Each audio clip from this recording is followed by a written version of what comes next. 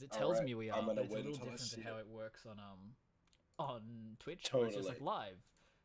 Here we go. I think I have to click go live. Yeah, I'm waiting for it to catch up over here, like Transitioning the watching, broadcast because there's that failed. like little bit of the delay. Wow. So we're gonna get there. We're going to be discussing Bad Batch season 2. Spoiler heavy. So please chuck all those thoughts down in the comments. As our Oh, you're good friend pretty, JJ Keegan. says, thanks. I That. appreciate that.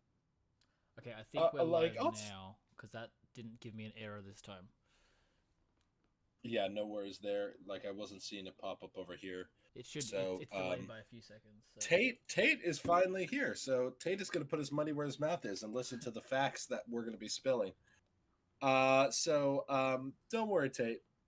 We got you. I made Tate join this because Tate is a non-believer in the Bad Batch, despite being there literally with us while we were sitting there listening to the season 3 announcement. And Zane, what we're watching is our friend Tate being wrong. And so Zane, you're going to come to our defense here as well. So, all right, guys, now that we are live on both ends of things, we are live on YouTube, and now we are live on. Does that say 52? This is Hot Take Saturday. Am I losing my mind? 52 people watching. No, you're correct. Okay. You're in TikTok. Yeah. Like right now, like. It's going down. We'll see. We'll get him on a leave. Anyway, so we're gonna kick this off right when we get everything going. So, without further ado, let's get started. All right,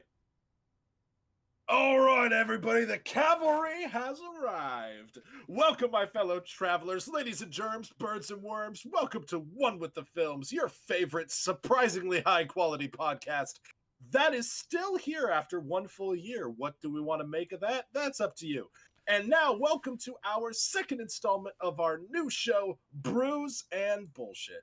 It's a little show where we take a topic or no topic and riff and just see what happens. Today, we are talking season 2 of The Bad Batch with the baddest bitches in the galaxy. So grab your Lulas and your redemption arc troopers. It's time for our panelists. Now, did you know the Bad Batch is actually Naf and I's ship name? I mean, listen, he's a bitch and I'm a catch, so I think it's going to be a little bit there. But now I am your host, Movie K Man III, and on a scale of tech winning at riot racing to being at the bottom of a canyon, I'm at about a 3. So I am drinking a black cherry White Claw as the white man that I am, and now I am joined by my co-host with the most, who's more of a snack than Mantel mix. Naf, what we drinking? We are drinking a tropical punch flavored vodka by this local Australian company. These are fantastic. Oh, so we got a local brew. Do you want to give them like a legit shout out other than just a local Australian company? They're called Bilsons. They're lovely. Bilsons? Yeah, they don't just do these. That was got like a passion fruit one. They have one that tastes like lime cordial. They have ones that taste like fruit tangles, like candy canes. Like, it's crazy. They went insane. So those are my drink of choice. See, I'm stuck between saying you are my passion fruit or stuck between you give me fruit tingles. Oh, so I'm going to say both. And like, we've got Diet in the Force. So Pepper's joined us on YouTube and says he's here for Tate slander. And Star Wars Theories joined us on YouTube as well. It also says that they're here for Tate slander. So that is guy, what we promised to deliver. The soup guy, just sit down. Listen, it's time guy? for like not soup. Yeah, exactly. Soup. No, not soups. Like soup guy. Like this guy's like, isn't that what he does? He just reviews like soup, right? Because he can't be Star Wars facts guy. Because clearly, if he doesn't think the Bad Batch is the best Star Wars show, he's got another thing coming. Yeah, there he is. He's and Elizabeth, you can find the That's exactly. You can find the YouTube live stream on our Instagram page. You can also just find it by searching us on YouTube as well. And David's joined us on YouTube as well, saying he's also here for Tate slander. So welcome everybody. I'm going to change the name of this episode to Tate slander. To Tate slander. That's what this is going to be. Oh, Johnny joined for Tate slander. Let's go. Absolutely. However, we are not alone. We have our resident TMNT expert as well as Bad Batch enthusiast, the baddest bitch in the galaxy. Welcome, Spookibree, back for your third. This is your. This is the fourth episode that you've been on this. Like you are We're at officially. 4? You're at 4 because we had the one with you where it was just us talking about. It was the first time I think we talked about Bad Batch, and then we did Rear Window, and then we did American Graffiti, and now we're this. So this is the 4th time you're officially the person we've had on literally the most. Oh my gosh, I would make a Fast and Furious reference, but I have no idea what the names of those movies are. But this is so I'm honored. Dubai, Too Curious. I can't wait to watch that movie and name that episode that. Nav came up with that. Nav came up with that a while ago, and it still is the best episode name we've never used. Yeah. And so, like, Why is that and Tate slander, and it's Slander. Absolutely. So, so Spook, obviously, we're so glad to have you here, and there's nothing. I think that literally the reason that we became friends was because of Bad Batch. I think it was Bad Batch and then Better Call Saul, so it was very similar to my relationship with Naf, where it was like once we knew we covered those two bases, that's when we knew we were friends. Unlike Star Wars Facts Guy, where I knew that he was in one of those camps, and I'm still on the fence. He hasn't quite passed the application. We're going to see after this one. So now, with this, guys, obviously, Brews and Bullshit typically has no real outline. We tend to just kind of make things up and see what happens. However, what is actually going to be happening this time is knowing how we will talk about some of these different episodes more than others. I felt like we should give them a fair shot, so I came up with a little bit of an outline for us this time. Naf tends to lead us on a merry quest throughout these whole things. However, since I wanted to do a little bit of this and host this one, I thought that I would actually keep us on the rails this time. So let's kick things right off. So when we left off last season, Crosshair was on a platform in the middle of the ocean, as well as Camino lost. Everything there. We left off with what could have possibly been easily the best first season of a Star Wars animated show ever. And I think a lot of us, now I realize obviously for people such as Tate and other people, season didn't necessarily work for them, didn't necessarily work as the follow-up to Clone Wars, things like that. Understandably, different folks, different strokes. And now I kind of am thinking that essentially as we go into season 2, I don't know about you guys, but I was a bit worried. It was delayed a fair amount. It was kind of like, it felt like it was constantly getting pushed back. And there were us who were just really like, come on, don't do this to us. Like, let us have nice things. And I don't know about you guys. There was a part of me that was wondering, I'm like, how much did they mess with the formula that we all fell in love with the first season? Are they going to pay too much attention? What's it called? Treatment. Yeah, like, was it going to get kind of the like this sort of, either they're going to lean away from the seriousness and just try to tie it into the overall narrative too much, or there. So I kind of wanted to start us off there before going into the premiere. Before with that, oh my God, Tate.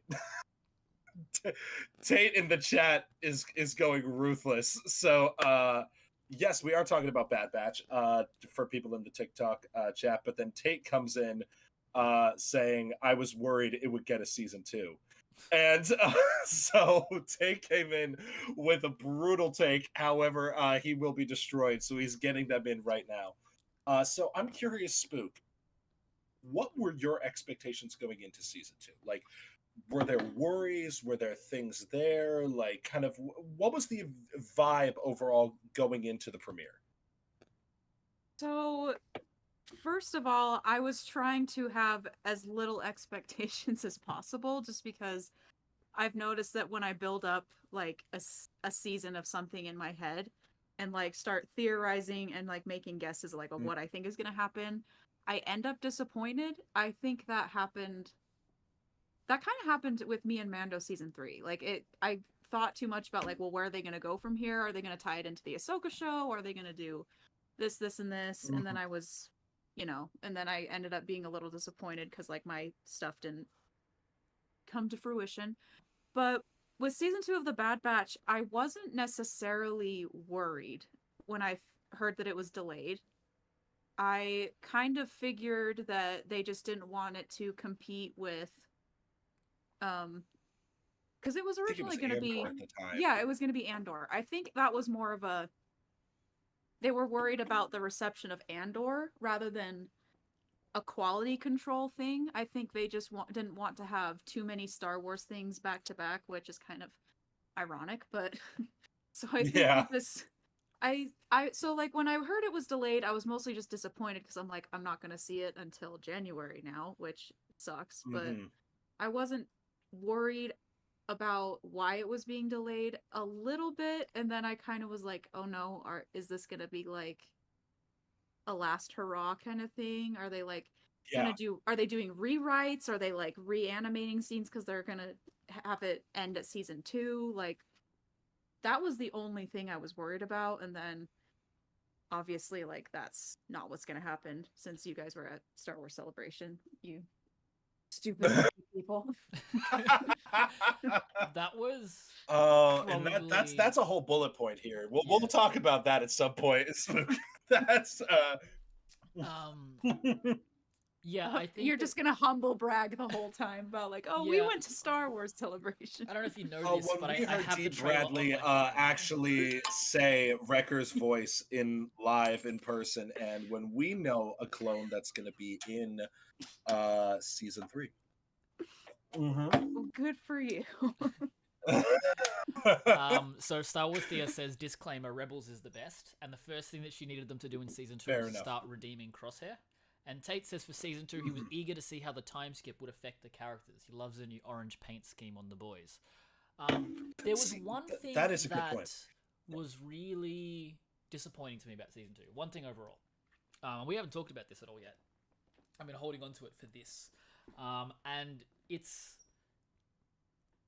there was a really cool theme song in the trailer, and it never showed up in the show.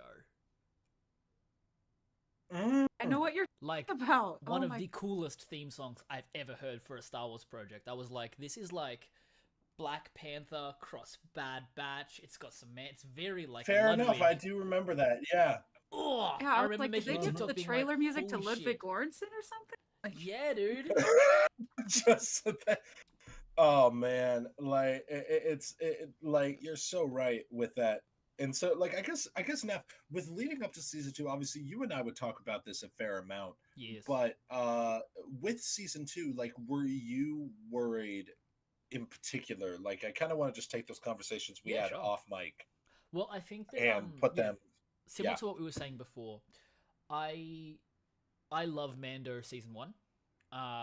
Like, Mando season 1's my favorite season of the show, and though like the Star Wars fan in me loves the connections that happen in season 2, I love the concept of like introduce you to the story, adventures, close out the story. And when Bad Batch came out originally, that's what it was, right? It was introduce you with a movie that's fucking sick, adventures, close out the story. It worked perfectly for me in that structure, and I like that 16 episodes is an odd amount of episodes to have, but it allows you to have these episodes that feel like filler, but do actually, every episode our characters are learning things about themselves and about each other. So it's that, as Bree's YouTube video put it, it's like that good filler. It's arguably absolutely no, exactly like that. The whole thing is that what I do agree with you. And Choco does as well, which means I have the correct answer because he's a lore master. Fair enough. But I think that like season 1 just of Mando in particular stuck to its guns. It was very aware of what it was. It was like, all right, we are a monster of the week, 80s style sci-fi bounty hunting show. Fun. Like we are Flash Gordon. We are. This is it. This is it. And I loved that about it. But That being said, I do really enjoy what they did in season 2. Kari does say for you to leave. Kari does say for you to leave her. Hey, leave I'm part her of the 2%. Mando, Okay? Mando I'm part Arcalo. of the 2%. I'm part of the 2%. Bo-Katan, right here. I am. Right here. Sorry, that's inappropriate. Like, There's a lady present, and Spooky's here as well. Inappropriate? Like, have you met all three of us? But yeah. So You've seen the things I've commented. I see how you talk about That's Darth for Maul. forever. Like, it's Speaking one of of which, those. Spooky, I have something of yours. That's, oh my gosh. That's so cool, actually. My Where'd cat's you get knocked it that? off the top shelf. Weirdly enough, that and was they broke after his Maul teeth. visited Spookybree's house, and it was so. Like, That's because she sucked him dry.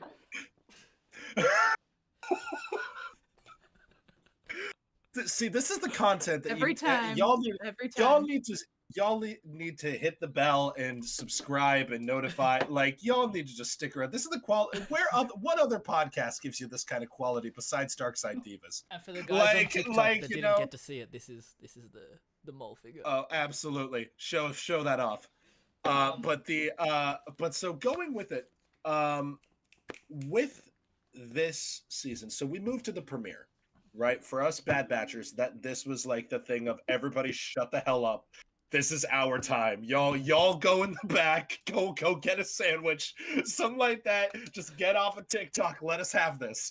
Like, I mean, listen, I feel like this group, like, plus like Crosshair's baby girl, like there's a couple of select others that were like, there are a couple of people that I knew that fervent Bad Batch lovers, and it was this kind of small but mighty community that I really loved, which was just all of us who were the real people just out there. Like, I didn't know if it was just the three of us or not, but that was also what was kind of nice about season 2, was it started off kind of like the show knew, as you were talking about, Neff, it came back. Not only did it come back with the same formula that we fell in love with season 1, but it doubled down. At least that was how I felt. It doubled down with some episodes that I know we're going to at least spend an hour on, with one in particular. So to get through just some of these, go ahead, Nath. I was please. just gonna add that I don't know what I was gonna add actually. It was there for a second, and then I think it was something. I think it was something about the fact that it doubled down, maybe. Yes. The fact that like it we actually talk a lot about how Andor and Bad Batch in particular benefited so much by the fact that nobody cared that they existed and nobody asked for it. Like, everybody's always like, nobody asked for this. Why? Who are they making this for? Me. They're making it for me. Kind of fuck. That's what they're making it for. But, like you shut the hell up. That was for me. The thing about that is that because they are so unasked for, if that's a correct verb, not a verb, sorry, adjective or whatever. I can't English today. I've been part of the American school system. Fair enough. And that's so, but like, but the point is that with them not getting a lot of, like, you know, people in there meddling, they're able to just exist as they are and as true visions of the creator. Like, you know, Dave Filoni is the creator of this show, but between Jennifer Corbin and Brad Rao, they get to tell the story however they like. I remember we were sitting at our Mando screening, Keegs, and there was a girl that was sitting next to us, and when Dave Filoni was talking, the whole time she was just sitting there going, and spoilers, guys, if you haven't watched season 2 of Bad Batch, why did you kill Tech? And she was just like saying it to herself, but to him, and she kept going, why did you kill Tech? And I remember sitting there being like, oh, I'm gonna slap this woman. I'm gonna slap her. It's like, it wasn't her! And just sort of... It's like, that man, between Mando and Ahsoka, you think he has time to come and look at Bad Batch? No, dude. No, he let them exist. One is to blame. It is Jennifer. Jennifer goddamn Corbett. She knows what she did. And she knows exactly. Jennifer Corbett is truly this, like, Ryan Gosling screaming at the papyrus guy. I know what you did. And Tate just like says Closes the comparing curtains. Andor to Bad Batch is the hydrogen bomb versus coughing baby meme. now here is what we need to discuss, because I got a bone to pick with this comment. I made a TikTok about this where somebody was talking about how Andor, watching Bad Batch after Andor, was like, oh, I can't watch this thing anymore. And while I understood that for Mando, because I agree, Yeah. it was like Andor for myself was everything I wanted from Star Wars. Andor is, it really goes day by day with Andor and Bad Batch. Ultimately, Andor does sit higher just because it's just what I wanted live action Star Wars to be, like, was to actually have that. However, I believe that Bad Batch and Andor are spiritual siblings of projects with the maturity level that they have. Obviously, like, Bad Batch has a lot more of the Clone Wars style for kids ish humor with like Wrecker, things like that. Like, you'll have those jokes, but I will fully stand to this day that the, like, where in Mando are they fighting for clone rights and arguing whether or not clones are actual property of the galaxy versus actual individuals there that are worthy of representation within the Senate? Where in Mando are they going and having these whole thing about basically these concentration camps for clones and having the whole thing about Tantus and all of that? And by the way, right now, who's going to nail the cloning arc better? Hey, who's And gonna nail who? you Who we know, nailing? just we can nail any of the batch. That really is just well, not Omega. She's underage. Let's take that off the table, like, before we get the weirdos in the comments. And like, so Excuse me. Oh my god. Eliana in chat on YouTube said Andor and Bad Batch are the same show, different font. that comment, One is papyrus. that is it. If One if is I papyrus. could- If I could add to like what you were saying, I think that Please do. so what we do need to understand is that there, with a franchise like Star Wars, it was originally intended to be child friendly. But it was also Mhm. intended that adults could enjoy it as well, and that's just always going to be an aspect of it, that it's going to try to cater to both demographics. But I think that Bad Batch is taking heavy themes, like themes that are presented in Andor, but presenting them in a way that kids can understand them, and that kids Yes. can go, "Oh, yeah, I understand that. Why would a clone not be considered a person? Like, why would they be considered property?" And it's just putting these ideas into kids' heads in a very well thought out, and I mean, I think an artistic way, just because I think it's a beautiful I show and agree. I think it's really well written. But yeah, anyways.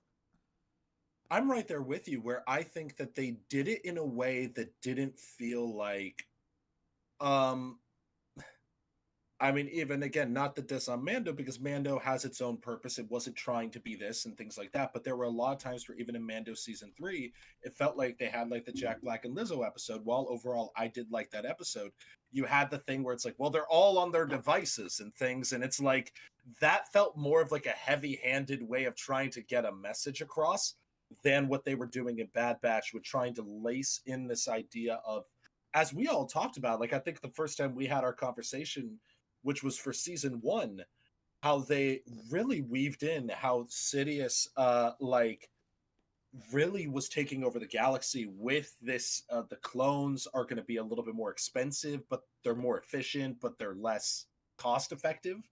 But we can get more of the stormtroopers, and the fact that they're getting into that detail, not to mention the fact that Crosshair's arc, which we'll get to, but like the fact that Crosshair as a character is so interesting in representing 4 kids who grew up in the time of the 2016 election, grew up in the time of, you know, the 20, like, you know, coming to this moment in time. We have had to live with friends, people that, like, considered, a lot of times people considered with family members, considered to be I don't know, these considered to be very close, dare I say brothers, to find out that these beliefs were so embedded in them that they are choosing to be on the other side, not like seeing how it's hurting their fellow family members, and there's nothing you can say that will prove them wrong. They have to live through it, and to have a something that to have something like that was, I'm sure, like grow. I mean, even for myself, like to have something to point to and be like, this is a really great representation of how that feels. And just to have that complexity there. I don't know how you guys feel, but that was kind of, at least going into this show, that was the show that I think we all fell in love with. That when we are getting to season 2, yes, we also love the fun adventure episodes. Like we love I love the Rancor escape in the first season and doing this stuff there. Like it's such a great journey. But then we get to this point of I do just love how, I'm sorry to get off top, but in the chat, like we're having this wonderful thing of Sidious was playing chess, Rampart was playing checkers, Tid was playing Candy Crush, and Omega was playing Roblox. And like I love this group. But Tech was playing Rocket League. Oh my god. Tech was playing base jumping. And so like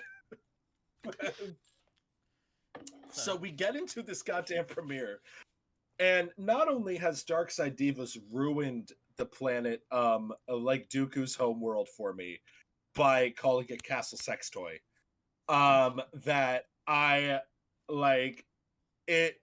All I could think about was in this Oh no, it is. Yep, you know, you can't unsee it now, can you? And No. like so what I also love is we open up on, again, talking about the doubling down. I was worried, Naf, like it's one of those things that Naf,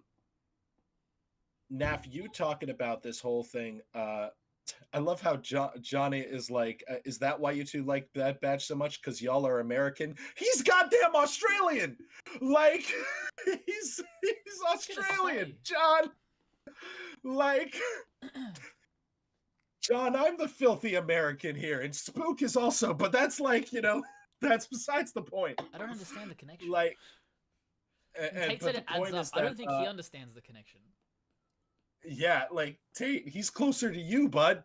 And like but nonetheless, the point is that with I love how we open with the premiere, where I was worried with the people saying, oh, there's filler episodes, there's too much filler episodes. They go, oh yeah, guess what the first 10 minutes are? Like, and just going, it's Wrecker holding a crate running away from goddamn space crabs, and like, and I'm fucking in. Like, Go eat shit into the ocean. It's hilarious. Everyone shut up and sit down. Exactly. It's shut up, sit down. This is what I'm here for. Like, I told my wife, who loves this show too, and I would pitch episodes to her as like Entombed. I pitched as the Bad Batch do an escape room, and I'm like, or like, you know, like. And she just loves these characters, and just seeing the interaction with them. I mean, also, as Tate brought up earlier, we see how long it's been, and they do a little thing where they do, like, Omega's been studying. Omega is a badass right now with that bow, like going over there. The team is fluid, doing this whole thing.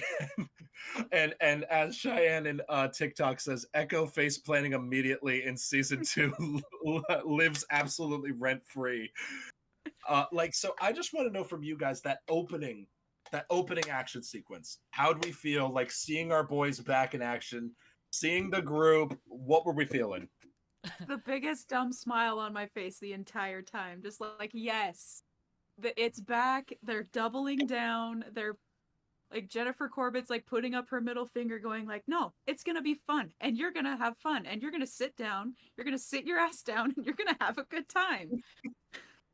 And then we're going to kill your favorite character at the end of the season. It's truly, it's one of those, oh, and I'm going to make you cry, motherfuckers. I know what I'm doing, you son of a bitch. What do you think this is, a Filoni show? Like, no. Like, I had oh, man. One of the things that I liked as well is that coming out of season one of my complaints was that certain characters just didn't get that much development. Like Tech and Echo in particular didn't really get much. Wrecker obviously got his little arc, and he gets this relationship that builds up with Omega, and even little moments like getting rid of his little section in the back to make a room for her because she's never had a room before, and like he gets these beautiful moments, but nobody else me cry every really time. gets that. Tech just gets to run around being autistic the whole time, and everybody's like, "What? That's just how he is." Like, our neurospicy king. This is gonna be a thing. Tech in representing the past, all of the neurospicy spectrum. it's like in the past, they'd be like, in horror movies and stuff, it's like they always kill the black guy first. So in sci-fi now, it's always gonna be like you kill the neurospicy person. They kill the spicy. They can't survive without him. Truly. But the Kill point off that I the was going smart to guy make first. is that even from like that first episode, you're already getting a bit more from like Echo and Tech are kind of on that portion of the adventure on their own, and like Echo going out to get Omega and show her that like there are things bigger than the mission, and Tech staying back and understanding from the guy that he's a separatist, but like that wasn't beneficial for him. Their resources were plundered, and Dooku wasn't a good guy. And I think that Dooku's misunderstood in a negative way, because we all know that like him leaving the Jedi Order was from the right perspective. Like valid he wanted to do the enough. right thing. It was valid. If you read the book Jedi Lost, like it's very, very interesting how he comes to this idea. That being said, the dark side is corruptive. It's a drug. It's addictive. Like you cannot tap into the dark side and not go down that hole. That's why I think, as Pep said in one of his videos a few weeks ago, that's why redemption arcs from Sith to Jedi are so powerful, because it's not something that can be easily overcome. But that being said, we'll get off track and talk about Dooku for ages. But people. But it look makes at him sense as like talking about this episode. Yeah, they look at Dooku as kind of like a, what do you call it? Like a understandable. And I think initially him leaving, cool. But like him, by the time we get to Attack of the Clones, that man is gone. That is not a good person. That is not somebody that cares about your interests. He is evil. Yeah. And as to your point, like when we see Dooku's riches and what has become of it, also a thing that Bad Batch has been doing since season 1 that I think people don't acknowledge, because this is what's so interesting. When we talk about stuff like Mandalorian, we were talking about earlier of like, you brought up the point, Naf, of why like when it connects to the overall Star Wars universe too much, it kind of is a bad thing. And Spook, I want to know what you think about this. Bad Batch to me is doing it right, in the sense of it will take dropped threads from Clone Wars, where it was like it took in the first season you had Cut LaQuaine. You had the Martez sisters. Like you had the things there where these were not dropped, like the ball was dropped on these characters at all. They were great characters. But it's kind of a thing that I when I bring up my criticisms of Clone Wars, like I don't think always quite gets noticed, is the thing of like, it's like, yes, great episodes, but how many of them actually like really stick around? Like in this Every one, single one. How dare you? we got like, okay, and so like we'll talk about Embarrass another time. But so my thing is that I like in this season, we'll get to it, but the Zillo Beast is like a great example of that, of like bringing in these threads that were like, what if that didn't disappear? What if we just like it didn't just go away, because that was like, anyways. I was gonna say that episode though was just, sorry, go now. Just adding to Keegan's point, like in the fact that they doubled down in season 2, the fact that continued while still not breaking the show, or like breaking us away from it. Like that episode with the Zillo Beast is one of the single greatest episodes of Star Wars. It is, and in its like subtlety and how it leaves things open-ended without going, hey, what happens to the people? They all get wiped out. It's just a minute of silence while the troops round up the village, and you're just like, it's like, you know what it is? It's when you watch Schindler's List, and at the end they're all going into the shower, and you're like, and then they just have a shower, and it's like, it's just that image of them walking towards, and it's like, yeah, these people got out, but these other people that are heading there, not so lucky. I'd And love it's to that. Sorry, you finish your point. Yeah. I'll go. No, you go ahead. You go ahead. Well, mine's on a different point from the chat, so. Oh yeah, well my 2 cents was that, like, with it, I think that the as we're seeing, and we'll get to with a lot of these, the premiere episode did a great job. It put us back in the world, as you said, with Spook. You're seeing, well, like as both of you pointed out, with Echo being a huge part of this season, to the point where I thought he was going to be the one that was going to bite it. Like, like He was my second guess. But then they did give Tech a lot, and I'm like, oh, my sweet boy. Oh no. No. Wait. But but when they give Tech his too many hero episodes, wait. But just my feeling with this, well, actually, Naf, you had a point from chat. I was going to move on to another part. I want you to tackle this part before we go I know we're too talking far a lot on season 2, but Tate had mentioned that Kanan and Hera Glupshitos took 10 years off his life each, and that when he saw Hera and Chopper, he checked out of those episodes immediately. For me, I disagree with Hera's. I understand, but the difference with Hera's, like Kanan's, I don't like how they retcon stuff in the comics. I felt that part was unnecessary. But I didn't mind that Kanan was there. I like that the Bad Batch is a part of Kanan's story. I think that's kind of cool. But I agree with the Kanan one. I could have had it be a completely separate group of Jedi, and they would have been just as good. Which is, again, I think the part of the main reason season 2 worked so well was it was a lot of new characters. It wasn't a lot of retreading it wasn't a lot of cameos. It wasn't a lot of Glub Shido Fest like the whole way through. It was doubling down on original characters, which was really cool. And Spook, I want to know your thoughts on this, but Hera's, for me, was different because it really what I felt with Hera and Chopper, seeing Ryloth's transition to the Empire was important. And it was also important for one specific moment at the end of season. Well, first off, the first episode of the Ryloth arc gave me one of my favorite Tech lines ever, which was Hera like teaching Omega how to fly, and then Omega's like, Hera said it's about a feeling, and then Tech saying, "What feeling?" And just like, I think one of the and then feelings, hot, cold, tired. Hot, cold, tired. That's it. That's all you need. One of the best things that episode gave us as well that we don't talk about enough is Hauser. You mean Captain Yowza? I was gonna say Captain Damn. Hot, damn. Like, okay. He had that I know we're fuckboy again haircut. getting a He's little ready ahead to of go. ourselves. When he showed up in his like clone prison outfit in this season, and you saw just how broad those shoulders were, my bisexuality really kicked in, and like I was real happy. And so, but to the point with Hera, also with Hauser, that was what I was also going to bring up.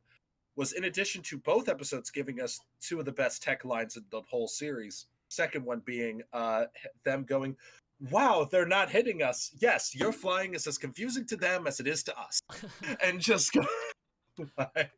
And so just him being accurately neurospicy the whole way through. But then the thing was, the key with Hauser in those season arcs, and the point is beyond, get past Hera, get past all that. The best part about that was it proved that clones could disobey the inhibitor chip. That you saw several of these clones drop their shields, where it wasn't just him. You could argue, oh, his chip was faulty. Okay, so you're telling me that all of these, like 7 men, have faulty chips, and that's why? Like, I think it helps set up Crosshair's inevitable, reveal better, because it shows that there are people who did not commit like Crosshair did. I don't know if you guys want to add on to anything with Tate's point, since we are still just making sure that Tate is put in his place. I think we should. I mean, I'll just quickly say what I really liked about the Ryloth arc was stemming from my background as a political science major, but seeing how like it would, to me it was really important, and I like that they showed this whole thing through the perspective of a child, because Hera was a child. Watching, so this foreign army comes to your home to help you during a war, and they say they're going to leave when the war is over, and the war is over and they're not leaving, and what's worse is more of them are coming, and you're just like, what do we do in this situation? And to me it was really interesting to see that in a context that's really easy to digest, which is Star Wars. But also, to me, it wasn't out of left field, because Hera is the daughter of Cham Syndulla, and Cham Syndulla is a very prominent leader of the Rebel Alliance. So it's important to show his perspective of why he doesn't like the Empire and why he becomes radicalized and becomes a rebel. And so, yeah, anyways, that's all I'll say. No, you're absolutely right. And even to the point of, we have to the point of I'm sorry, Naf and I are going in on Tate in the chat. so sorry, I like Naf just like, I won't say it, but like it's very funny. If y'all go to the YouTube video just so you can see the chat, like, because this is why we make a great tag team.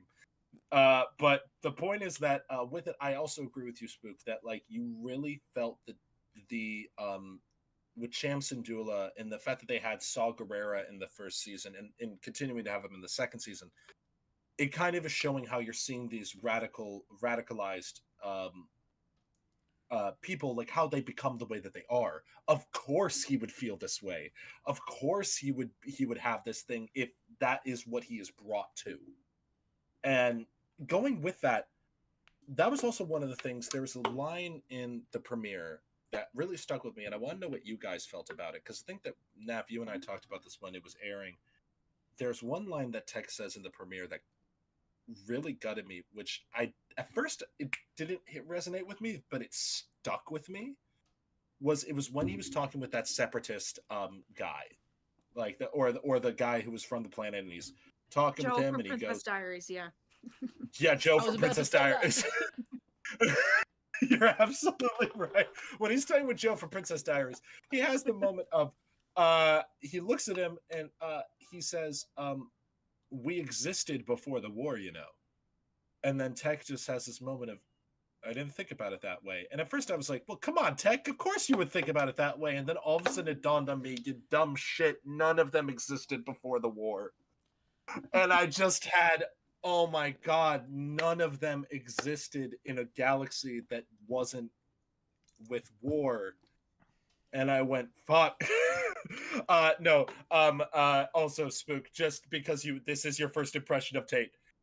Lovely guy. It's just now a running joke that he is absolutely just to give him this whole thing there. He's a part-time hater on 9 to 5 on weekdays and holidays. He needs to watch himself, otherwise he's going to get on the list with Max Rebo. That's and we can't get into that. I know there's NDAs with the Max Rebo thing. I know it's an ongoing situation. It's a class action whole deal. But to the point, we end that.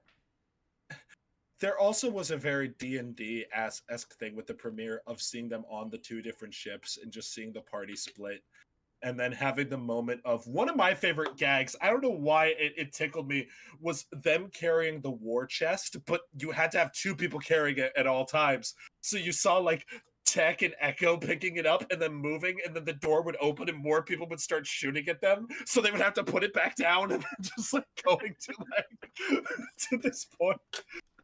And then them having this whole thing of and then obviously Omega being a loot goblin at that time was also fun. But Um, we obviously get this insane cliffhanger with Rampart, which I think is, at least, I don't know about you guys, the first episode was very good. I enjoyed it. It was a lot of the fun that I love from Bad Batch. But that was at the end of that episode on the second one I went, that was what I needed to make sure was still a part of this show. Yeah. Because it was like, let's have the fun, but then the harsh reminder of the reality that they live in.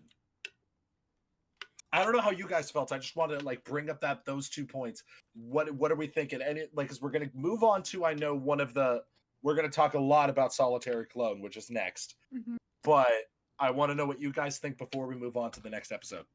Well, it's my favorite thing that shows do. I think someone called it like the Rube Goldberg machine of plot, where you just set things up and you don't know where they're going, and sometimes you don't even notice that they're being set up, and until the piece is knocked over and it all falls into place, and you're just like, oh, That's a great way of putting it. Yeah, there was a story and I should have been paying attention. Like, Bad Batch, like season 1 did that, which is what really bothered me when people are like, it's so pointless, it's going nowhere. I'm like, just shut up and pay attention, because it's probably going to be on the test later, guys. And so yeah, I like how they were just continuing with that, and again, like we've said, they doubled down on it. Like, no, this is what this show is, and we're going to stick to it because this is what we want to do. Anyways, you're absolutely right. No, continue. Like in the thing of, I think that this show, as you always say, and again, you always are so articulate with this stuff, so I always love hearing you talk about it and like just listening to your wise words spill over us. I think it's why, like, you've again been on 4 episodes, and so the thing, like, frankly, at this point, it's just I like to hear what you have to say about this. So I'm like, we'll take any excuse to get you on. But my thing is that with that, you're absolutely right. They set up this moment at the end with like where they basically refuse to falsify a report. It also sets up Crosshair lied. Crosshair, like, which was a huge moment of like starting this kind of development of there's this kind of emotional disconnect between Crosshair's actions and what Crosshair says he believes and what he does. And I felt that was great, which is what we lead into with Solitary Clone. I think there is an argument that there are at least 3, if not 5, episodes in this season that you can argue are the best episodes of Star Wars animated television there are. Possibly one that I would argue is maybe one of the best episodes of Star Wars television. I don't know how you guys feel about this, but I think Solitary Clone is certainly one of those. For my favorite episodes of Star Wars television in general, I agree. Maybe not Solitary Clone, maybe top 10 for Solitary Clone at least. Agreed. It's definitely up there with like One Way Out, and like I still think that like the Jedi in Mandalorian season 2 is like one of the best episodes of Star Wars television, but 1000%. But yeah, I definitely think it's up there. It's so freaking, just like, not even going into the story stuff, it's beautiful to look at. It is a gorgeous episode from like second one. It's just, I have to stop, otherwise I'm gonna just talk about it for 45 minutes. Really, why we're here. It's okay, you can. That's literally here. It's Brews and Bullshit. Like, it would be really weird if, like, wow, like, you know, let's talk about everything but the topic at hand, which is our MO. I do think that, like, granted, that is our vibe. Like, I think we did spend most of JJ's episodes talking about Game of Thrones, which isn't shocking. But it's weird that it happened twice. But like, it's, to your point, Naf, you told me this episode, because I think you watched it before I did at the time it was releasing. And you said, buddy, sit down. You're in for a treat. Yeah. I think also, like, it's... Yeah, go. I just want to hear all your thoughts with this. Yeah, for sure. And like, it does everything, obviously, that Spooky was talking about too, but additionally, like, it has really inventive action in a way that, like, Bad Batch hasn't really had since its Bad Batch episode in Clone Wars. You know, like I think one of those things that people don't talk about enough from those Bad Batch episodes is that moment of like Crosshair running through the hallways and putting the reflectors everywhere. Oh, It's one of the most Gosh. badass things I've ever seen in my life. Yeah, and we get that again. Like it, yeah, I haven't seen that for ages. And Down the barrel. Oh my gosh. yeah, oh, that was so good. watching Cody react to Crosshair in that way too, of being like, you know, you can tell Cody's kind of like, nah, this isn't the vibes. I'm not liking the Empire, but yeah, like Crosshair is still Brilliant even use though, of Cody too. yeah, like even though Crosshair's already been wronged by the Empire, like he's still somehow thinking that they're gonna come through. He's not learnt from that yet. He's still going, but I can't be wrong. I can't be wrong. I'm right. And I love that. Well, and I love that even Crosshair is still alone at a table. Like they do that great shot of him like at the beginning where he's going to Rampart's office, but before then it's like he's sitting in the cafeteria and you see these two other clones behind him, and I think he sits at a table with them and then they get up and move. And it's a thing of like, which is very different than Crosshair in the beginning of the show, where he would, like the Batch, they have their own table, they wouldn't sit with a reg. But now that regs are becoming less and less common, they gotta go and sit with him. And I feel like, as you were saying, Neff, it's also great to see Crosshair action in a way that we're not fearful for the main Batch. Like we're not, because he's such a competent antagonist that whenever he's up against our guys, he is that sort of like, oh, I don't want him to go and like hurt our people, because he is certainly capable of it. I just want to add to that as well that Tate said in chat, I can't be wrong, I'm right. Me discussing Bad Batch. And like, I don't know if you realized, I've got like that does he know meme on my face right now, because like he was wrong, Tate. He was wrong. You are wrong. And you just said that you're him. But, so case closed. So Tate, are you saying that you're Crosshair and this is your redemption arc? Is this your Outpost episode? Like I think that's what we're taking away from this conversation. Like it's that's the, and then Tate is doubling down on the Crosshair stuff with saying Crosshair sitting at the table and the clones leaving is me pulling up to the Bad Batch discourse, us dipping immediately. So he once is also still doubling down on the fact that he is Crosshair. Like so, like so. The point is that like with it,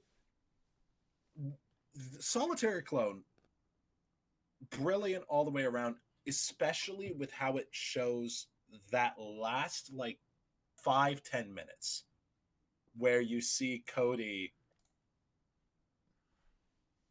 talking to that senator, or like that representative, the person who's holding the hostage, A governor. I think governor, like, that's the word. The original governor of the planet, yeah. Yeah, the original governor of the planet, who also badass. She was a fucking badass in that like the whole thing of but then it comes down to two lines of like she's holding this guy hostage and it's like peace was never an option in the war. Peace was never an option between us. And then Cody taking off his helmet, putting it on the ground and just saying it is now. First off, brilliant writing, like the word economy on those lines. So good. And then doubling down on that with then the guy going and saying goes over and he's like, shoot her, and it's like, but sir, I just promised. He's like, you did, I didn't. And then she just looks at him like, I knew it was going to happen. And she just is like, so much for peace. And then the fact that Crosshair was the one that shoots, which none of us surprised. Mm-mm. But it still hits every time, and it's like it's still showing the kind of character that he is at that moment. Well, and I would argue that the reason Crosshair takes the shot is different from what a lot of people like. It's a different reason than what season 1 Crosshair, why he would have taken Yes. the shot. he would have taken the shot because it's an order. He's supposed to do it. I think Crosshair takes the shot in this episode because he realizes, well, first of all, he just finally got a friend. It's Cody. He finally got someone who won't leave when he sits down to eat his soup. And Little did he and know. he knows that. Buddy. Oh my gosh. We'll get there in a second. But like, Oh yeah. he knows that Cody is a good man, and he knows Cody's not going to take the shot. And I know what's going to happen if Cody doesn't take the shot because of what happened to Hauser. And so I think that's why he shoots the governor. He does it to protect Cody. I didn't think about it that way until you just started saying that he didn't take the shot because of the order. He took the shot so Cody didn't have to. Mhm. Like, Crosshair is almost so far gone. What was that face, Naf?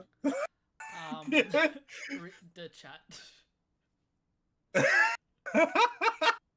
Oh no! Oh no! Johnny says Cody went out for milk. He went out to get scratchers. Cody went out to get scratchers. Cody really did go out to go get scratchers, and then Crosshair's still like, oh, but he's coming back, right? But he's coming back, isn't he? Like, Crosshair's just waiting every day by his bunk, being like, having an extra bowl of soup at the table, like, just waiting.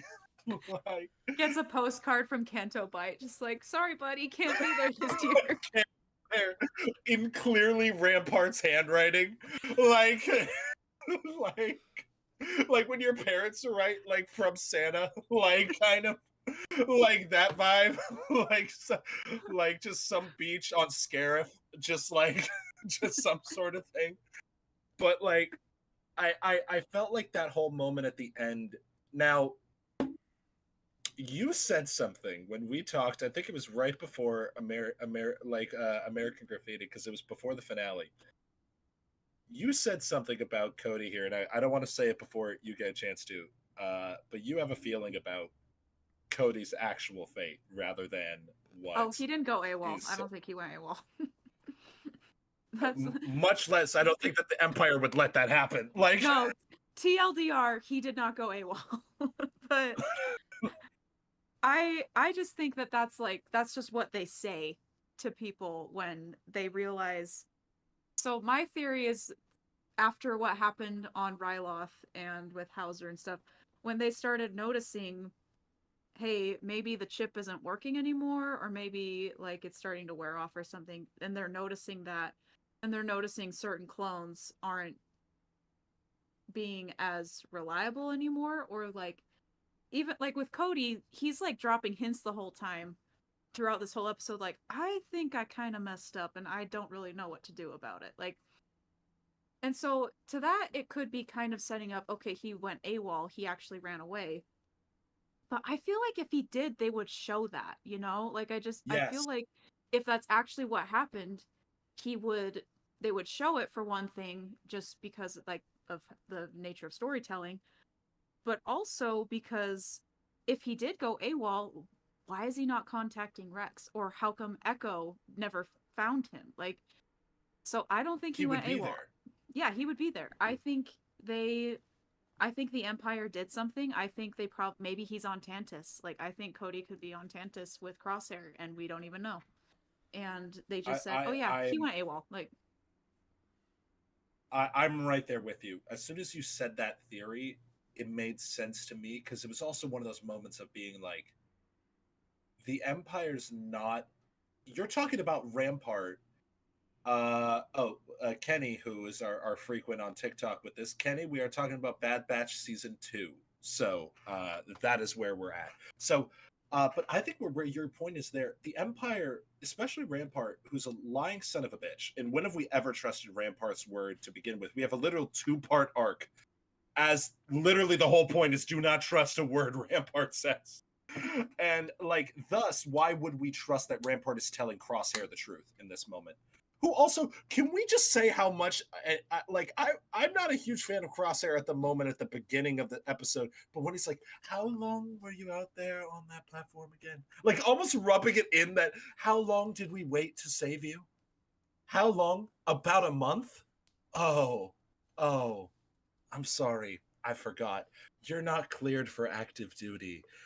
Like just kind of just like taking all of the salt and just rubbing it into whatever festering wound this man has.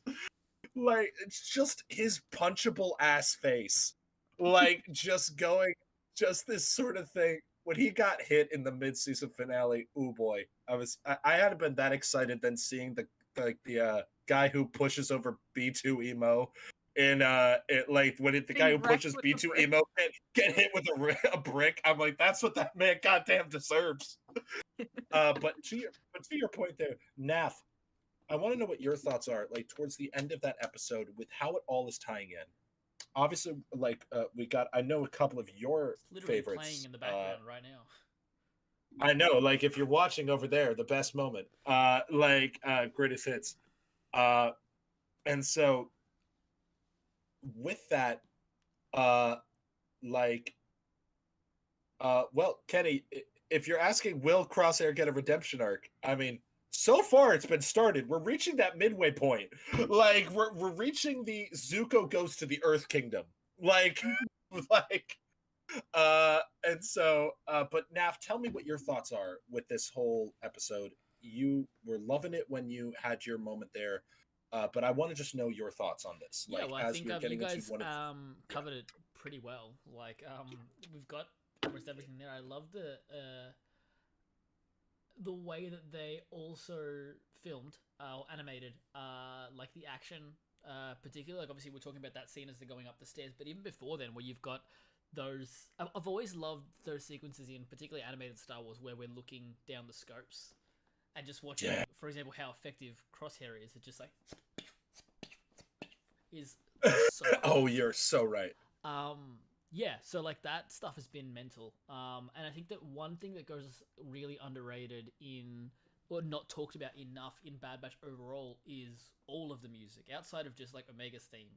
Like this is on par with like what Mando was doing in season 1 for its music per episode. Like it is brilliant.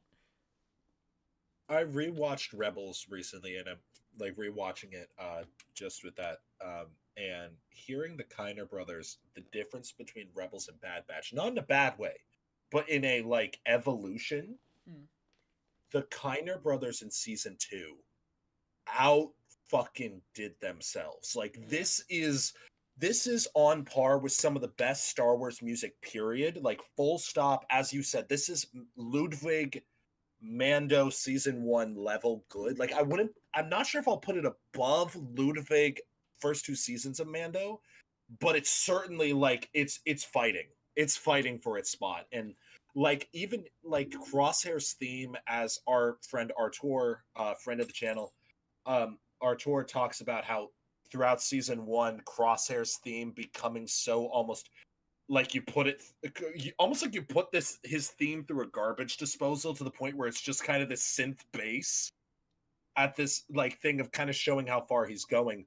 That moment where he does shoot and it just cuts to him and you hear just the bam, like just that sound, and it's just like it's so emblematic as to who it is, and the fact that it becomes more melodic in the episode that Spooky's super excited to talk about is Remember when the soundtrack dropped, I like posted just that song, which is Mayday. I just posted that song, just screaming, crying, throwing up right now.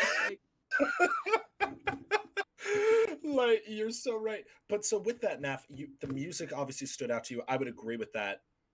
Was there anything else with the action, all of that stood out to you as well? Any particular lines, moments? No, not particularly. Not in this episode.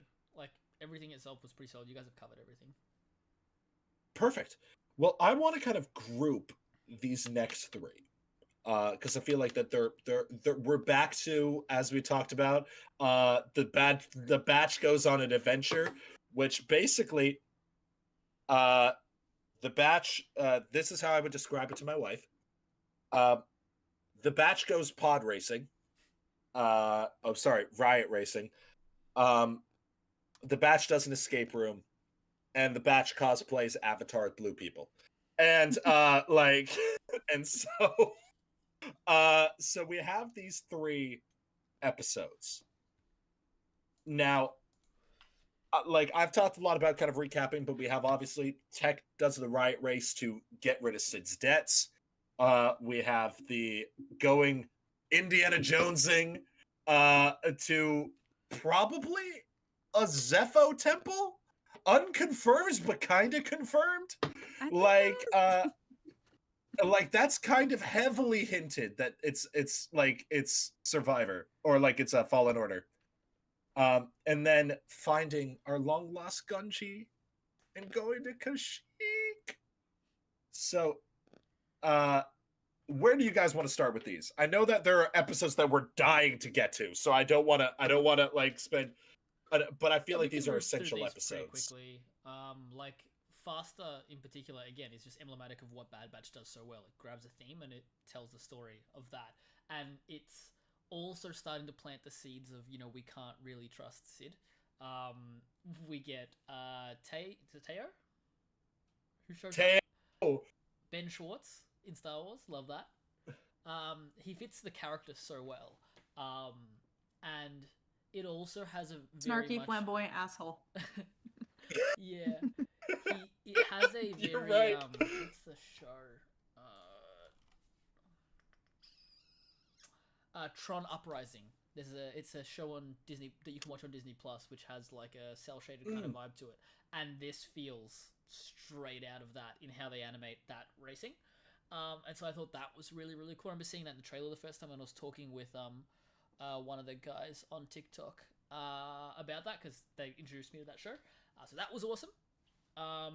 Yeah, in the Entombed arc, I thought that was really, really cool. Again, it shows like Omega's consistent theme of just watching someone and then being able to do what they do, or just, it's so cute how she just copies people. Yeah, it's adorable. And then Tribe bringing Gunji back was awesome, and I loved, again, in her sort of copying and connecting with the planet, because Kashyyyk, I believe, is like canonically like a very like strong with the Force kind of planet, isn't it? Like probably it's just the fact that there's nature everywhere, right? Unlike a Coruscant. It's so heavily, it's dense with nature, and it's not like this people that live there, they don't rely on technology. So it's like it's like Dagobah. It's just very they do just naturally have a bit more of like a spirituality about them. So the way they connect with nature, that was beautiful. Just like those scenes of just also what's his name, Hunter, like just watching her with Gunji and kind of getting that sense of like she needs to be around more people her age. She needs to be around a community. She needs to be away from the war. That starts planting that seed, which is so well established later when we get to Pabu. Oh yeah, which we didn't talk about this as much, but kind of to your point there, Hunter's arc in the season, we'll get to it because there's more significant episodes for him. He had a lot in the first season, so of course he was going to take a little bit of a backseat with this. And I was worried because Hunter, I love Rex, and Rex is an incredible character, but I think that Hunter has always been a little bit more complex in a different way. Like not comparing the two because it's apples and oranges as to the stories that they're telling, but like if Rex is Captain America, like Hunter is kind of that Iron Man archetype where it's like a lot more flawed, a lot more difficult, like where he's like, I want to stay out of this, I really want to stay out, but war is coming and there's nothing we can do about it, and everybody else knows it, and Hunter knows it within himself, but it's just he's not allowing himself to feel that. And I do like that these episodes kind of did that. So Spook, I'm curious, with these 3 episodes, things that stand out to you. I know that Teo is a huge like thing for you. My man. So so to tell me what you felt about these 3 episodes. Well, I'll just go through them. Faster, of course, super fun. I kind of considered it to be more of a not pod racing. I thought it was more like swoop bike racing from Knights of the Old Republic. I don't know Oh, if you guys yeah, ever played Knights of the yeah. Old Republic, but Yeah. because that was kind of like the vibe there is it was in a tunnel, it was underground, it was very You're right. grungy, and yeah, so I thought that was really cool. Of course, I'm a huge fan of Ben Schwartz. I think he's really funny. I did not know he was in this episode when it premiered. And so the first time I heard his voice, I was just like, "Are you shitting me? Is that Ben Schwartz?" And then he just kept talking. Like, oh my gosh, the bastard did it. He got another blue character under his belt. I can't believe he did it.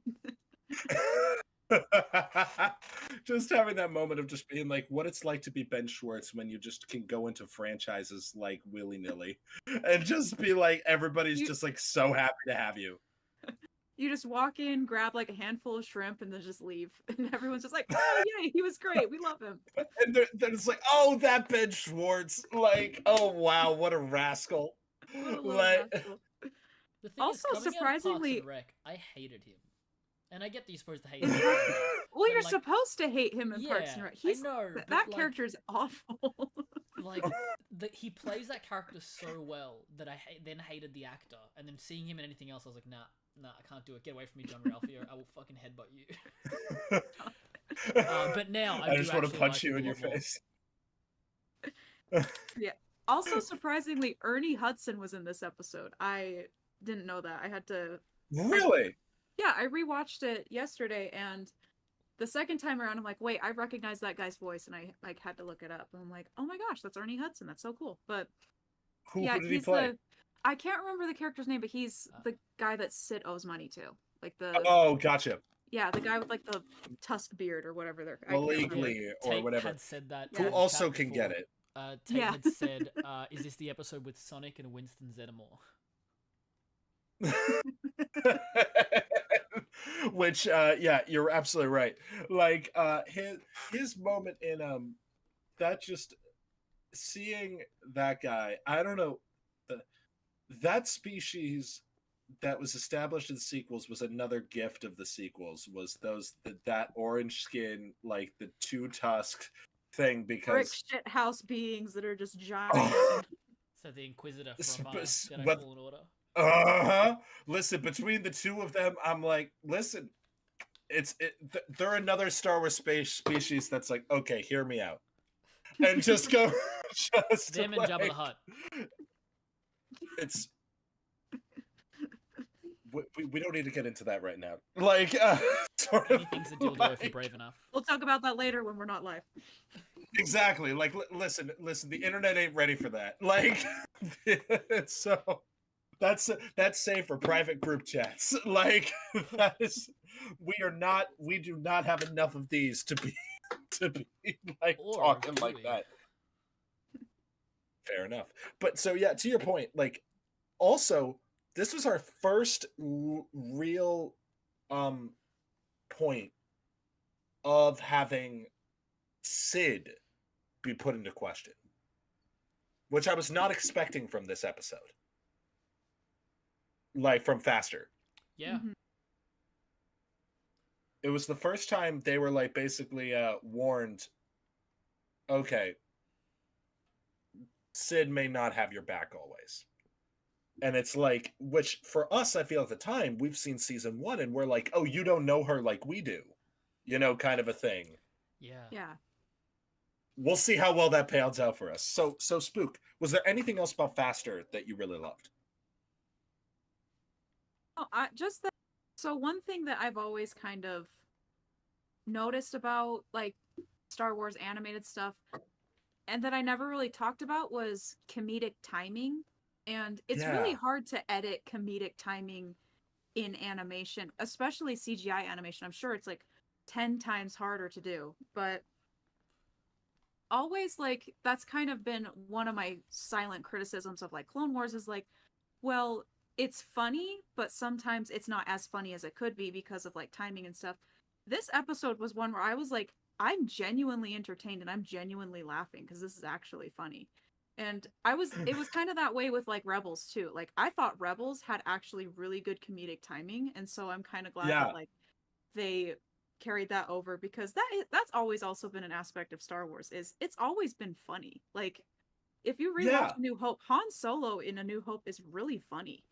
And Like there are a lot it of really really, good you're lines in laughing. it. Yeah, it's like that's how it's always. So yeah, I really like that about this episode. Again, it's like beautifully directed, beautifully animated, great cast, Mhm. Music is great dope. new original characters. The music is great. Like Um, yeah, and this was a great episode. We can on the topic of Well, and talk comedy then as about the giving well, next one. tech. I found that Oh, like similar to things like going back and rewatching A New Hope and finding that Han Solo is actually funny, but like R2 and 3PO in like Empire Strikes Back are fantastic. Like you've got oh yeah. the darkest moment. You've got Luke fighting Vader, juxtaposed with Chewbacca running through Cloud City with C-3PO in his back, and C-3PO is just like, "What the fuck is happening?" It's fucking fantastic. or even having like C-3PO just being like his head was put on backwards by Chewbacca, like in Empire Strikes Back, and he's like, "You put it on backwards," like just like and as Kenny is pointing out in chat, it also was a great moment for tech. Mm. Like it truly was to let our little, as Naf, you pointed out, to give our little autistic boy his moment in the sun when you're hearing the crowd chanting his name, and it's like it felt real good to see him have that. And I hear a lot of people that are like, why did we need that episode? Did we need that? And I'm like, would the ending have worked if you didn't feel that? If Yeah. you like, I mean, sure, in theory, they're great writers. It could have worked. And it is a great character before he had this episode.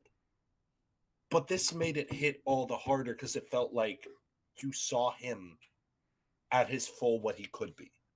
Mm-hmm. And that's why I love that episode. I would say out of the quote unquote more filler episodes, this one was personally my favorite. Like just the one that I'll probably revisit more often than not. But with Entombed and Tribe, I'm curious, Spook, what you felt about those. With Entombed, this is surprisingly the first episode of the season where I actually was like, okay, if someone said this was a mid-tier episode, I wouldn't disagree with them. Same. Not to say that it wasn't entertaining to me, but for me, it seemed like one that was mostly just for fun and I personally didn't see like a lot of character development. I saw some for Hunter, but it mostly felt like kind of repetitious, like parental figure, like character development. And also the character of Fee. She's a character that I liked the more I saw her. Mm. Because at first I just was kind of like, she's kind of funny. And then like the more she stuck around, the more I was like, oh, I actually really like this character. And then near the end, I'm like, I really like this character. I hope she sticks around. And then what happened, and I'm like, we don't need to talk about it yet because I'm not ready. Because I'm sad.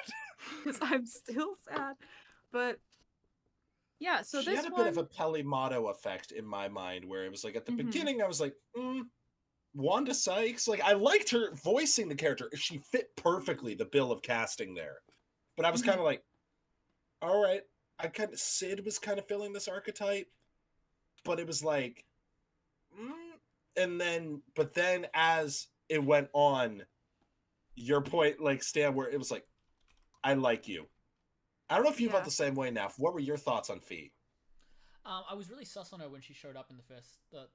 When did she show up the first time? Is it at the end of the second episode? Literally like the first episode. I think she right. has that brief little Oh moment. yeah, because then got a name, Brown Eyes. Exactly. Brown and Eyes. They send them on that mission to get the war chest. Like yeah, I remember. But yeah, I was a little sus on her at the start, but yeah, eventually I did grow to like her quite a bit, and by that point, I was already like, yeah, her and Tech are gonna fuck. And well, and it depends on what she's into, I guess. I mean, she was like,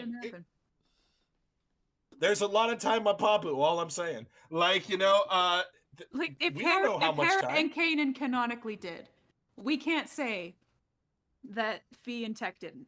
I'm just saying. Can we also just acknowledge that with the side note with the Hera and Kanan thing? So you're telling me they got it on in the middle of a battle? Like that is canonically when Dave Filoni said it happened, and it's like, okay, wait a minute, like, so it was quick. Like that's what I'm like. It was. This was not like. I mean, we can probably say Kanan was out of practice. Oh, 1000%.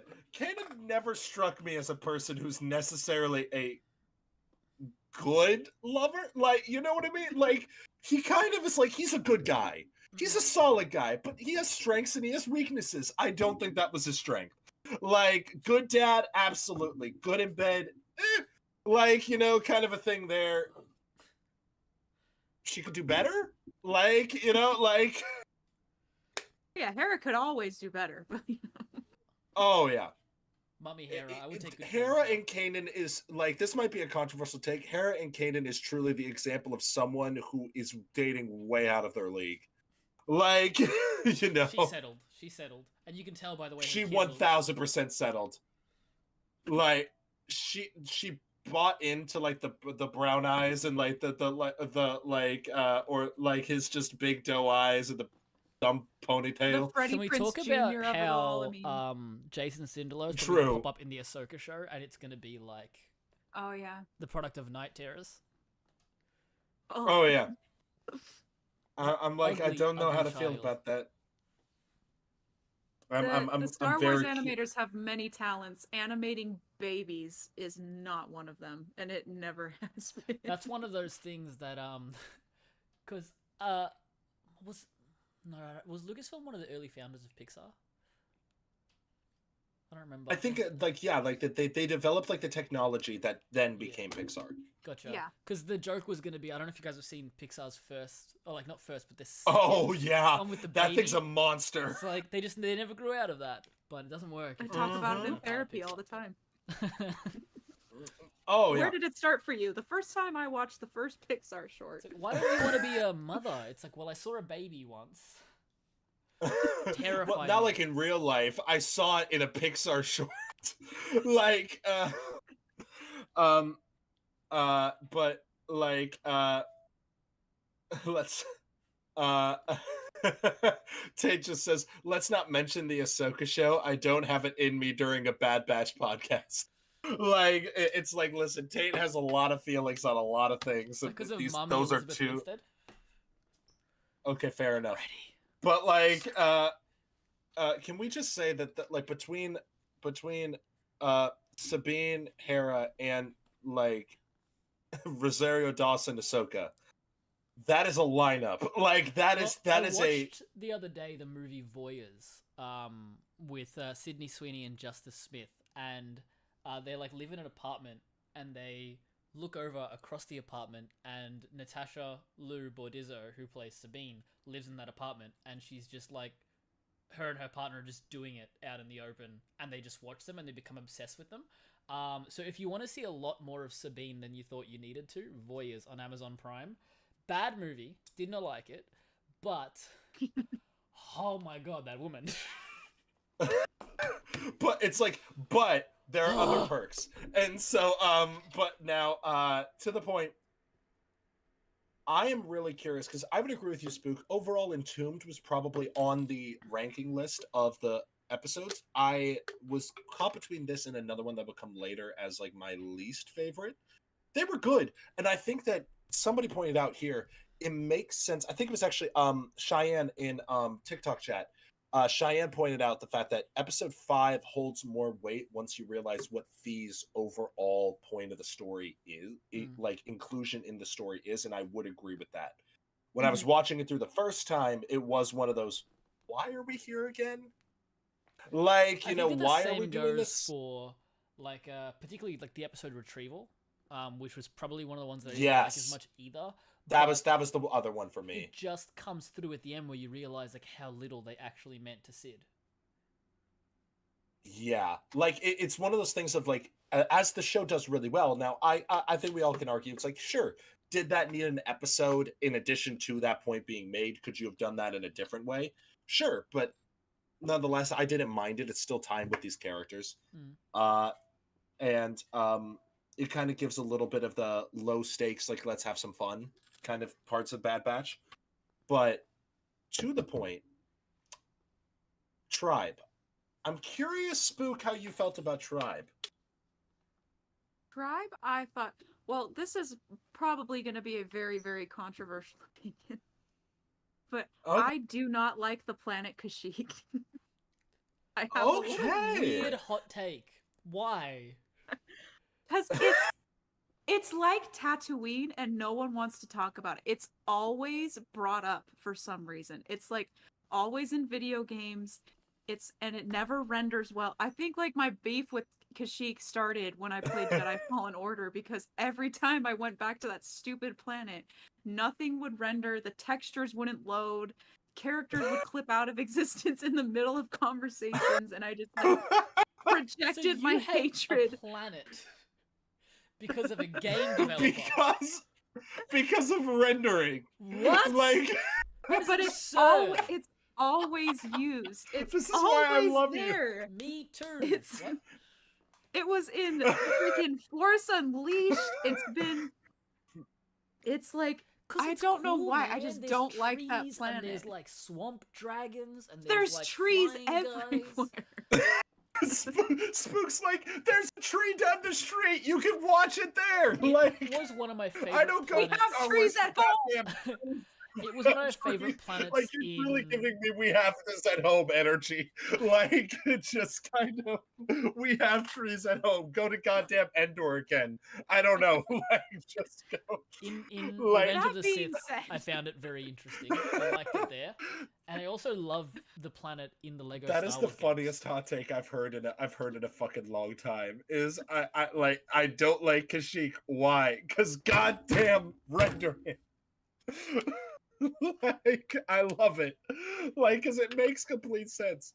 Like, but I did love the homage that Tribe was to some of the like a little bit of like kind of meta knowledge of the Bad Batch history, which was that there were a band, like, I'm not sure, you guys probably know this, but for anybody else who doesn't,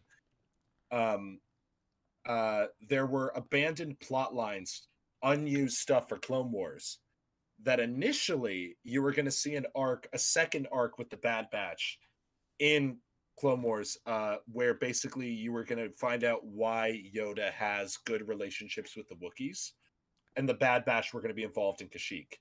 We were And it was, robbed. we were robbed of this. You know what else we were And robbed so, of? like, it was Is basically Yoda and Wrecker would have been in the same episode. I want everybody to think about that real quick. I'm thinking about it. It's great. I'm sad it doesn't exist. Why are you so short? It's just, just eating ass. It makes Yoda. Sorry. Like, like the fact that they had trend, but I kind of liked that they took it and kind of added to it. It was cool to see Gunji come back. That was kind of nice. Overall, that was a point in the season where I was like, right now, I'm not dying week to week to watch this show. I was a little bit worried. Like, I was like, I had no worries that it was going to get there, but it was just at that point in the season, I was like, this happened last season too, where I didn't quite know where it was going until it finally did. And sure enough, the next two episodes were that. So let's get into this. Clone Conspiracy and goddamn Truth and Consequences, which is not to be confused with what I also thought may have been a Better Call Saul season 6 episode, because with the two ands, I did not know if it, like, I was looking up, you had Wine and Roses, and then I was thinking Truth and Consequences, and so I had a moment of like, is this a Better Call Saul episode or is this a Bad Batch episode, because I couldn't remember. And but Senator Chuchi, clone rights, and I mean, let's just get into it, guys. Darkside Divas talked about this at some point and brought up the fact that do clones have rights in the Senate? And they brought up this point, which was like kind of that they talked about like a little bit of an offhanded thing. And at the time, obviously, nobody was doing anything with it. So at the time, it felt kind of useless. And I mean, well, they were talking about it was like an interesting thought experiment. And Spook, I'm curious to see how you feel with, as you were talking about your political science background. How'd you feel about these 2 episodes, and more like, I guess, starting off in the dilemma that they chose to focus on? I love these episodes so much. And it's really funny because this was like the first episode, I think, of this show in particular, where, because like this happened in Clone Wars a lot, where they would talk about, like, there's an entire episode where Padme sneaks away to a separatist planet to try to negotiate peace, and like, or when they're trying to get funding for more clones and Padme's trying to stop the bill from being passed. This was like one of those moments where I'm like, are kids gonna understand what exactly is going on? Because I watch Bad Batch with my younger sister. We've been watching it together since it premiered, and she's 10 years younger than me, and so there's a lot of stuff that, like, she's mature enough to want to understand, but there's a lot of times where she's like, okay, what exactly are they talking about? And I'm like, are people going to understand exactly what is being said in this episode? Because there is a lot being said, and it's so interesting because of how I can just completely see, in some weird parallel reality, this being a thing, and this being an actual debate that we would have of like, here are these manufactured people. Do they have rights? And if they do, like, how much rights do they actually have? And will everyone agree when we say, yes, these are people? Like, it's such a good episode. And again, it's very, very bold of them to have this entire episode have not a single character in the Bad Batches in this episode, like in the first one, like main lineup. In the first one, yeah. Yeah, which is reminiscent of the like, I know in the first Ryloth part of the arc, they were in it for like a scene, but it was like kind of reminiscent of that. But yeah, like, as your point stands. Yeah, just like not a sing, and I'm like, that's a very, very bold thing to do, and also to pack that on with incredibly heavy and dense subject matter as individual rights and that kind of thing. But this episode was so freaking good, and I loved every second of it, and oh my gosh, like, oh, so good. And then introducing one of the coolest antagonists in the show ever, and then having him freaking cyanide pill himself at the, like, I was so mad. Oh, the moment when they had a clone assassin that wasn't Crosshair, because that was what was so interesting, because I was like, okay, they're kind of going out of their way to be like, okay, it's this kind of bounty hunter with a sniper. They're going out of their way almost to kind of be like, oh, it is Crosshair, but it's not. But the guy missed his lead motif shots. Never played, and so like his musical cue never played. So I'm like, it's not Crosshair. Who is this? It was Well, and the fact for me was, it was like he missed several times, and I was like, that ain't Crosshair. Crosshair would have made that shot. Like, but you know what was brilliant about that villain is that when you realize what's happening, you go, Cody didn't go AWOL. Cody's having it's that moment. That's what's happening to Cody. It's dangerous. Oh, it's so good. It's so reminiscent of what the show was doing, where it makes almost like the ground underneath your feet quake a little bit. Like, it makes it like you just go, okay, wait a minute, what's happening here? What's truly happening here? And Tate, shut up with the best Bad Batch episodes are the ones without them in it. You watch your mouth, up, young Tate. Man. You watch your mouth. You watch your mouth. We respect. In this house, you will treat these men with respect. In this house, on this platform, we respect the Batch. And so, like, but with this point, Chuchi's arc in this, I also love how they framed what happened on Camino. I loved the fact that it's like Rampart, who's a slimy son of a bitch, just going, oh, weird. It was like this storm. And then Chuchi and some of the other people are like, okay, so you're telling me on a planet where this thing is designed to be submersible, which was also a cool piece of lore that they dropped about Camino, was like, oh, wait a minute, their cities are supposed to be submersible? It makes sense, but I'm like, that's badass. Typhoon, so it makes sense. Exactly. So it makes sense, but it's like having that moment of them saying that and then being like, hey, it was lost to a storm. Like, kind of, I'll believe it when I see it. Yeah. Press X to doubt. Truly. Like, the other thing that I also fucking really loved about this was Masameda. Masameda being in it. Like, we gotta get more of that guy. Like, he is such an interesting, he kind of gives me like a more competent Bib Fortuna vibes. Like, kind of like in the sense of like, he seems like a smart guy who just is always on this thing of like, he's the right, he also kind of fills that like worm tongue kind of vibe from like Lord of the Rings, like a little bit there. Yeah. And so it's like a very competent bad guy. But speaking of competent bad guys, we gotta talk about the next episode where Palpatine wins. Playing chess? But it's not even that. I thought the Batch was playing chess. He's playing like the 4D multiple level chess of going, oh yeah, either way I will win this. I will spin this either way. He just basically played it like the Clone Wars. And like, one of the things that is really great about that moment in particular for Sidious is it starts to also put into perspective how he was able to come back in The Rise of Skywalker. Like, the man has a contingency for everything. Like, he knew, he always knew, and he was always prepared. Oh, and we'll get to that. Like, but the whole vibe with them there being prepared, like, I don't know, Spook, because that moment also, one of the best uses of Palpatine I've ever seen in anything was that moment when he's kind of mentioned, why isn't he at these proceedings? Why isn't he here? Like, if he cares so much about this, and then just and then talk about the music, his theme as he was rising up, and then just having him. Beautiful.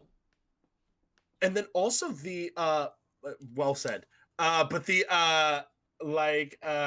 having Ian McDiarmid come back and do the voice with that monologue they gave him, where he's like, where he says, you know, the clone troopers will, like, without hesitation, followed his orders.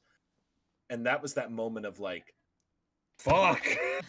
Like, just like, he's right.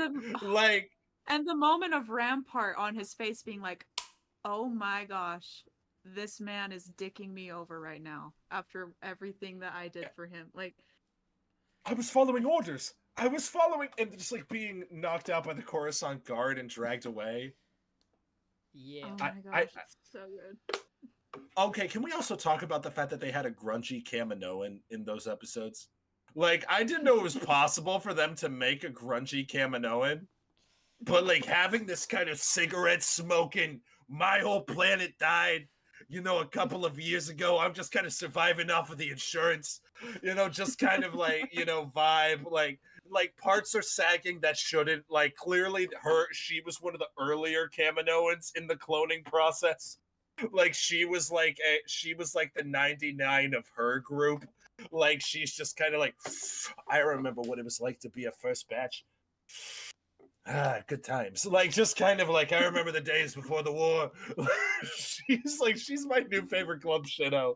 It's just this kind of like, just this goddamn cigarette smoking.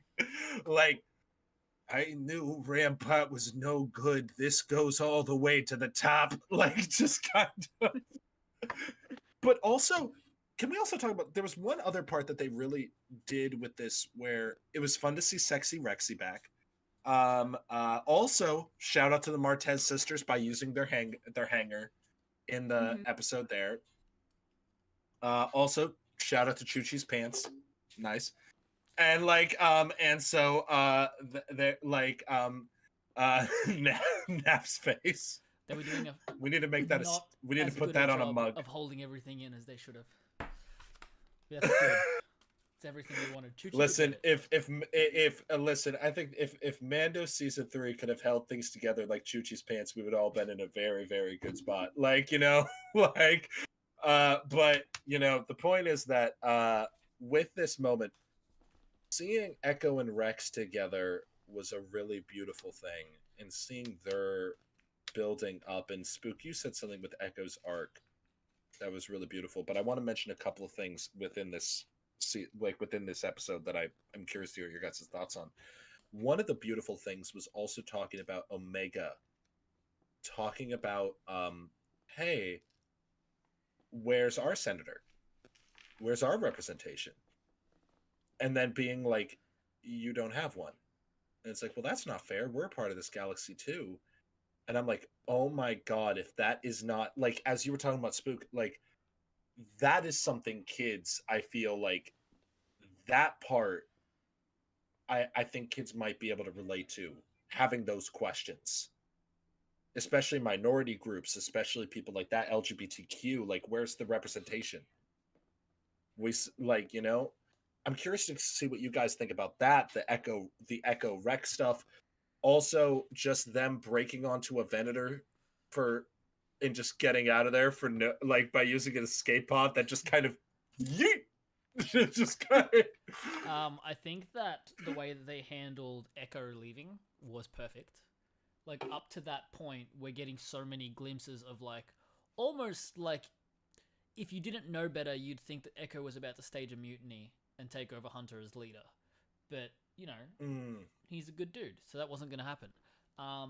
But, yeah, that moment of, like, all right, see ya, and then just Omega looking at him and going, why are they saying bye? Yeah. Yeah, you're absolutely right. Yeah. That part was... Well, yeah, Omega being confused broke me. Where she's just like, what do you mean? And so, Spook, I'm just curious, because obviously you kind of predicted that with your own like kind of like writings and things like that, with your own stuff there. I remember you talking about it, like you did a whole video to Jennifer Corbett, like just with like your notes, just being like, Jennifer, we're on the same wavelength, girl. Like, put me in season 3, put me in, coach. Put me in, coach. I want it. Yeah, it makes complete sense with Echo's character, and Echo is a character that, like, I don't know if this is just a biased opinion because he is like my favorite, and so if I'm like, I just don't get enough of him, or we just don't get enough of him, but he has such deep motivation and such a deep backstory that honestly could fill like half a season if they wanted to. Like, but the fact that his motivation stems from my brothers are all being used against their will for something that they would disagree with if they knew what was actually happening. And it makes complete sense as why that would affect him the most, because that's basically what happened to him. What happened to him? Yeah, his mind was taken over. He was forced to do things that he had... we still don't even know, like, if he was completely conscious, like, when he was, like, the algorithm or whatever they call it. How much Winter Soldier it was versus, like, okay, was it completely, like, a dream, or was it, like, what was it? Yeah, so, like, the fact that, of course, he would not be okay with that, and of course, he would want to do something about it, and again, it also makes sense with Hunter being like, no, because Hunter's first and foremost priority has always kind of been keeping his family safe and just keeping his team safe. And he's like, this is bigger than us, and I don't have control in this situation except for to keep you guys away from it and protect you from it. And so that's what I'm going to do. And of course, Echo is not going to agree with that, and he's going to want to go off. So yeah, it made complete sense. And it was a really beautiful moment. And I love how again, it was framed through Omega's reaction to it, because of course she's not going to understand, and she's going to be like, well, why are you leaving me? Like, what, we're a family, why are you leaving? And just, oh, that whole scene is just so sweet, and I just love like the hug between the two of them. I love how we hear the clones theme play over top Echo Oh as they're yeah. leaving. And it's, I mean, initially, of course, me being a huge Echo lover, I was upset that he was leaving. I understood why they were doing it, and I even knew it was going to probably happen, but it was still just, it was a really good moment. And of course, anytime we see Captain Rex, yes, Always please. a win. Always Oh, a win. absolutely. And I know that with the whole thing of like, and I know that we're running a bit long with our episode, and I want to get to some of like I want to make sure that we get and talk about some of our favorite stuff, because obviously we got to talk about Outpost, and we got to talk about briefly talk about Metamorphosis, because that was one of those episodes that really stuck with me, and then we got to talk about this finale. We can always do a So part two we'll on kind this of as well. we are going to need to do a part two, like Yeah. like this, like just straight up we're going to reschedule and we're going to get a part two in here.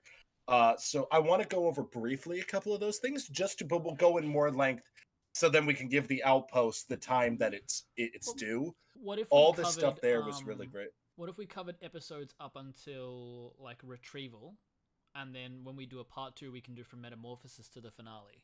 I mean, honestly, I think so, because I think that we're going to need to do, because Metamorphosis, Outpost, Pabu, and then I mean, literally those 6 episodes are so goddamn good that like they deserve their own podcast. And Better than the 6 episodes what a of way to Kenobi. start it. Yeah, and like yeah, absolutely. Like those 6 episodes are in half the time. you know, Neff, actually that's a great point. Take that, Tate. Like like those 6 episodes are easily better than half of the shows on Disney Plus. Like half of the shows on like those 6 episodes. Oh man. So yeah, let's handle Crossing and Retrieval, because I think it's the perfect way to wrap out emotionally. Yeah. Crossing. Yeah. Go ahead, Nate. I'm sorry, Tate. What? I don't know. This is hitting. It's like it's Nate, I don't Tate, even look Naff. like him. I'm much more handsome. Quick, guys, that is correct. My thing's gonna die. I'm gonna put you guys on mute, and I'm gonna go get a charger. But you guys keep talking. But Yeah, cool. I No will be back. worries. I'll start. I'll hear Naff's point on Crossing and Retrieval. More so Crossing, at least for me. But yeah, like go ahead. Yeah. So one of the moments that I loved in, I think it's in the Crossing, is that moment with Omega and Tech that struck me so much harder than I thought it ever would. And that's Tech saying to Omega about how he, just because he doesn't show it the same way, it doesn't mean he doesn't feel any less, which was very like validating for the experience of a lot of people, myself included. Yeah, like seeing Tech treated like a real person with deep and complex emotions outside of just being the Hermione Granger of it all. Yeah. Really gave him so much weight in my eyes, and he was already my favorite. And in that moment, hearing him say how difficult it is for him to experience things the same way other people do was, yeah, like very eye-opening for me. Well, in talking with you about it specifically, and like talking with like other things there, because like there's a line in there that I can't personally relate to, which is I relate to Omega more in this scene than Tech, just from my own neurospiciness and my own things there, where when Tech has those moments, like there was a moment where he says, I don't know how I should react to change. It's a fundamental part of life. Like, it's kind of a thing there. One thing that you and I also talked about when that episode happened, I thought that episode in general was something that the pain of that episode was it starts off like it's another quote unquote filler episode, right? And that's the point. Like the point of that episode is that it starts off that way and you start feeling like, oh shit, it's just going to be another one of these. And then that's what we're going to have a problem with. But then they use that against you is it's like, that's the point. They all are done with it too. They're done with these side missions. They're done with this like whole thing there. And it showed kind of a turning point for the season as well, where like Omega, like even the fact that there's all a little tense. They're all a little on edge because it's like they're used to operating with 5 people, not 4. And they're like, okay, well, we can't have somebody watching the shuttle while we're over here. We can't have that because we can't leave Omega alone over there, but we gotta have her over here and we need her to help out with the Ipsium. But then like it's the whole thing of it kind of felt like when they lost Appa in Avatar The Last Airbender, where it's like it's a fundamental thing you thought you were going to have and you don't know how much you needed it until it was gone. Yeah. And having Tech and Omega share that, and especially pitting them against each other in this episode in particular. But I also wanted to point out with that episode, unlike Omega, the Batch had already been through this once before. Yeah. That's what I point out with Crossing. The Batch had already been through dealing with a brother leaving. Yeah. The Batch had already dealt with that. The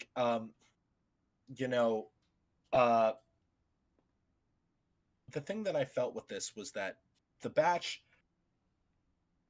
they lost Crosshair. They've already dealt with the idea of losing a brother. At least this time, they're not going to be going up against him. You know? Like, he's not dead, and he's not, like, there. And also, as much as Echo became a part of that crew, Echo wasn't like, he is a part of family, but he wasn't a part of the main group. But to Omega, they've all been. Like, Crosshair is, for her, someone who's never been a part of the family. Yeah. For her. Like, and so even though she still loves him, in a way where I can imagine it's more like a step sibling sort of thing of like, I don't know the older brother that's out of the house. What are you doing, as step much. Bro? Sorry. Exactly. Cheyenne says this episode is one of their favorite of the series for the scene with Tech and Omega alone. Oh, I agree. I saw something else. I think that sorry, you go. Crossing stayed with me as I was surprised how much I still regularly think about this episode. Because I just thought it was where the character development was done so well, where putting them in a situation where they're trapped. I love how, like older brothers, like this was where people were always like, oh, the Bad Batch is the dads in Omega. And it's like, it's not, though. It's the older brothers. It truly isn't. I firmly am against that. I don't think Hunter is the dad. Hunter is the older brother that lost both of the parents. Like, it's the thing of he's had to become the parent. Yeah. Like, he is not, he never wanted this. He has to be it.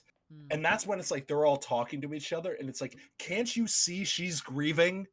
Can't you see that she's doing that? It's like, they're like, Wrecker and him are just like, come on, Tech, shut the fuck up and go and fix your mess.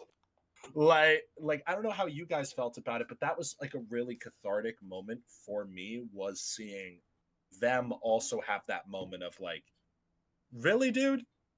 Really? Like, yeah. No, definitely. I absolutely love the line. I love the way they wrote how Tech said it, because it's, as someone who has like close like friends or family that have like autism, like that, just the whole, what is your issue? Like that that line when he says it to Omega, you're just like, that's not how you say that to somebody. Like, it's, what is your issue is such a great question for Tech to ask, you know?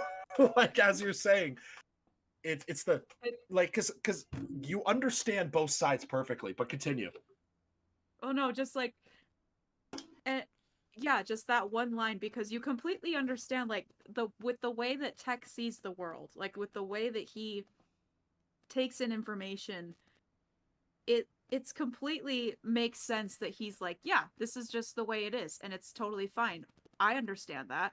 Why are you not getting that? And just like the whole Hunter and Wrecker just being like their Mr. Knightley moment, like from Emma, just being like, that was badly done, Tech. Like, just go over there and just fix what you just said. Like, just fix it. Absolutely. Like, just going over there and having that moment of like, fix your mess. Mm-hmm. And then it was actually funny because Michelle Ong, when we were at Celebration, talked about this was one of her favorites. This was like Omega and Was Tech that when you were for this having a reason. conversation with her directly at Star Wars Celebration? Because you did get to speak with her. That's Yes, something I that spoke with Spookibree missed Omega out on. there. Just yes, when I had What does my she smell in-person long it's I bet she smells like see cherry blossoms. that is the vibe. Like, that is absolutely the vibe. It's crazy hearing Omega's voice come out of a person. Like, that is the craziest thing, is like her voice and Omega's voice are so similar that it's like hearing Ashley Eckstein talk. It's like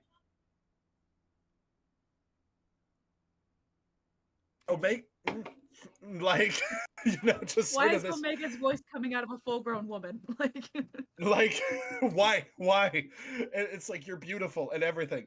And it's like and it's but the whole thing with, she was talking about how she also felt very seen because she was talking about with New Zealand and being like how the bioluminescence of that cave, she felt that was very New Zealand and very on there. And they were like that, and they said that was exactly where they actually drew inspiration from.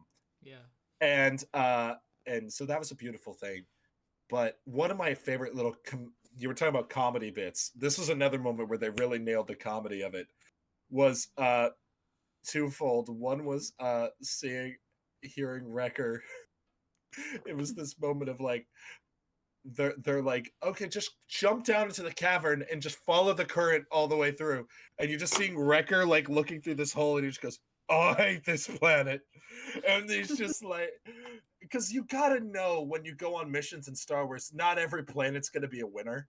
You're not gonna like every planet you go to, and there's gonna be the fucking hate this place. But like, not in a way where we as an audience hate it, but like people within the world do not like it. Tatooine. For understandable reasons, like, true. And it's like, it's my favorite thing is that you see, and then the other part was the follow-up to that, where Tech and Omega are having this emotional moment, and then just hearing and then just seeing like Wrecker and yeah, just coming closer and closer, just hearing Wrecker scream. I do love the consistent carryover from season 1 of Wrecker being afraid of heights. Like, I love that that's from the Clone Wars stuff, and it's like, I love the fact that they just leaned so far into that. And just even like, it's like when you just really get real seasoned with your D&D party, and you're just like, you know who's not going to be the like like it's one of those things where you're looking at it and you're like, okay, we know the barbarian's not going to be great at this mission. He's not going to vibe with it, but you got to go along with it. My favorite will be when we get to the summit, because it's that moment of, we have to be precise. Everybody looks at Wrecker, and then Wrecker's like, what? I can handle it. Like, just like, it kills me. And then Retrieval was a good episode. I think that overall it's probably better than Entombed, but it's the one I go back to the least. Especially going from Crossing, that I absolutely love, and it's right before Metamorphosis. And it's like, it kind of is like, I don't want to watch Retrieval, I just want to go straight on to Metamorphosis. But it did serve as a great reminder for Omega to see that like, it's not just the Empire, but the type of oppression can be so widespread throughout the galaxy. I don't know if you guys have thoughts on Retrieval before we start wrapping up with this part 1. But really. I don't. Yeah, just like what you said, it's honestly the episode that I remember the least about. Like, as much as people want to like clown the Jack Black and Lizzo episode of Mando season 3, I remember that episode the most out of anything else in the season. And Retrieval is just kind of like, I don't remember much about this episode, which, not to say it was a bad episode, because if I go back and rewatch it, I'm pretty sure I'm going to be like, oh yeah, this was, this was fun. But just like, oh wait, and then Yuri Lowenthal's in it. I don't know if you guys know who that is. Yeah, that's right. Yeah, he's the Spider-Man. voice actor. Yeah, that was another person where I'm like, why do I know this person's voice? And I thought had it to was look it up. Ezra for a second. I thought it was Taylor Gray for a second. Yeah, it did sound like Taylor Gray for a second, and then I looked it up. I'm like, oh no, it's the PS4 Spider-Man guy. And, Yeah. Yeah. I wanted to add so- that I think that the Retrieval episode, one thing that it seems to do quite well is it takes that, like, galactic scale empire doing what it wants and taking what it wants and making you think that it's helping you, and brings that down and makes it a really small scale. And that aspect of it I really enjoyed. Like, it's putting that on a, what is it, like a macro level. You're just like, oh, on a small scale, this is happening to normal people too, outside of the Empire's grasp. Like, it's like fascism is fascism. I think it kind of also serves, like Spooky we're talking about, like it serves your point of for kids. Like it kind of truncates the metaphor of fascism to a specific situation that your parents can go, do you know what this feels like? This is kind of what's happening. Like one person's at the top, they're making everybody eat like bare minimum, and they're fighting for something that they have in excess and they've had for a while.